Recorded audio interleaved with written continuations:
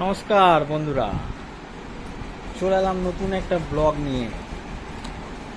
আজকে যেটা নিয়ে আলোচনা করব সেটা হচ্ছে মানুষের যখন গ্যাস হবে তখন এই ওষুধটা খুবই কার্যকারী।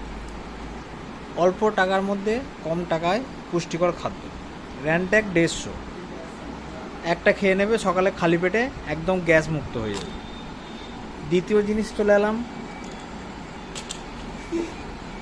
Paracetamol P650। মানুষ জ্বরে উঠতে পারছে না, এইটা একটা শুধু খাইয়ে দেবেন, চাঙ্গা হয়ে যাবে।